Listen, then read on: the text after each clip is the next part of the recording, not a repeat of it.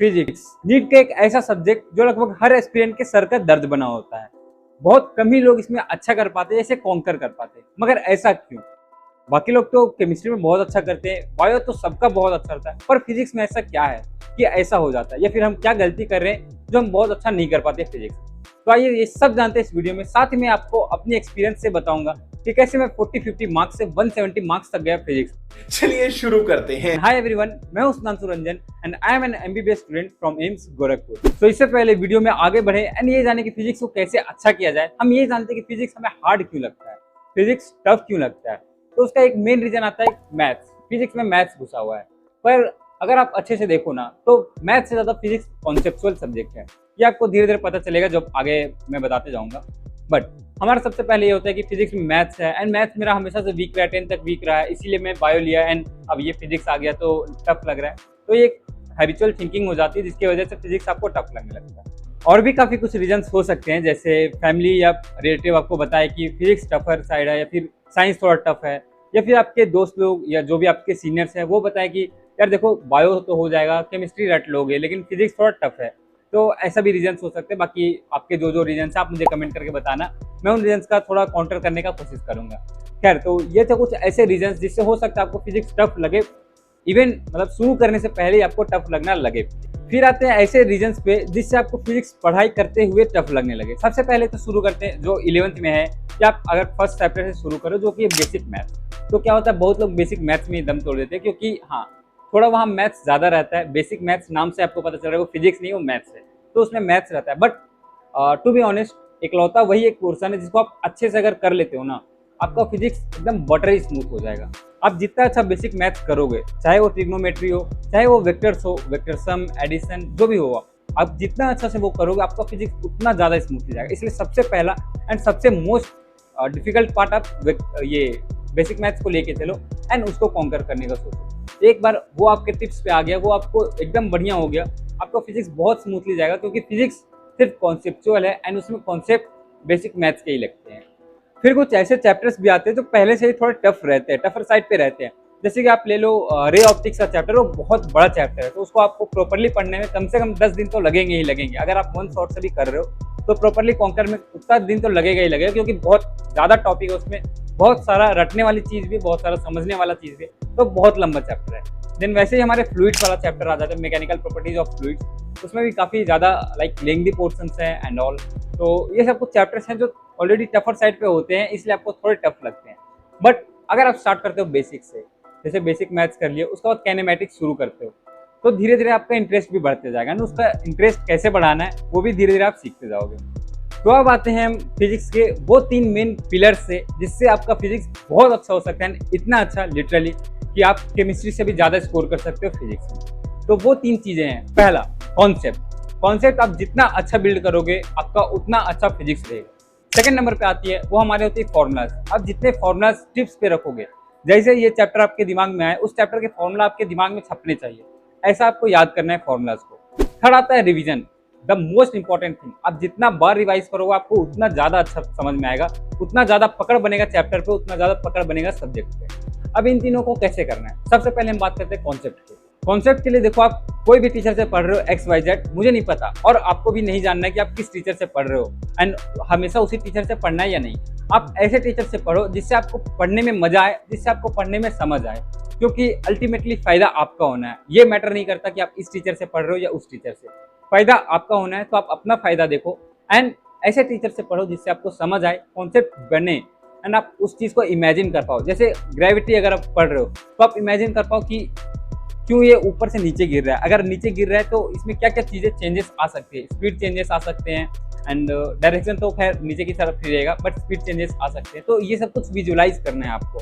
जैसे शुरू में तो नहीं होगा, बट धीरे धीरे इसको विजुअलाइज करने की कोशिश करो। कुछ ऐसे टीचर्स हैं जो विजुअलाइज करा के ही पढ़ाते हैं, तो अगर आप पढ़ना चाहो तो आप उनसे भी पढ़ सकते हो, लेकिन बेटर रहेगा कि आप टीचर अपने अकॉर्डिंग ढूंढो कि आपको कौन सा अच्छा लग रहा है टीचर पढ़ने में, जिससे समझ आ रहा है, कॉन्सेप्ट भी जो रहे।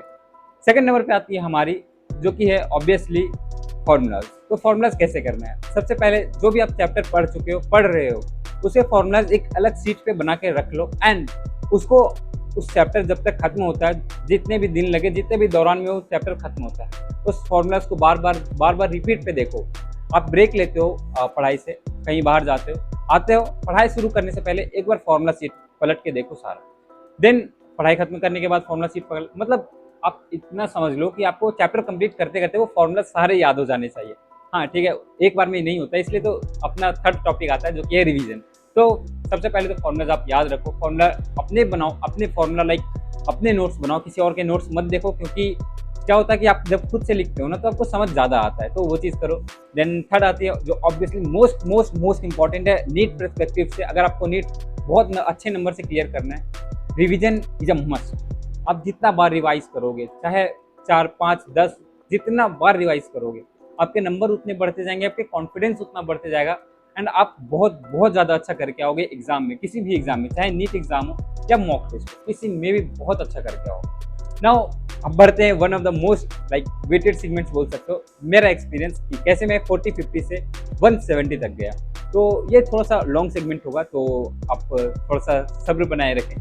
तो शुरू करते हैं अपनी जर्नी से। सबसे पहले तो जो मैंने फर्स्ट अटेम्प्ट दिया था उसमें मुझे मार्क्स तो एग्जैक्टली याद नहीं, बट 40-50 मार्क्स के अराउंड ही थे मेरे फिजिक्स में।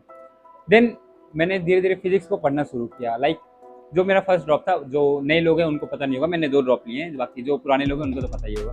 तो मैंने फर्स्ट ड्रॉप में फिजिक्स पढ़ना शुरू किया।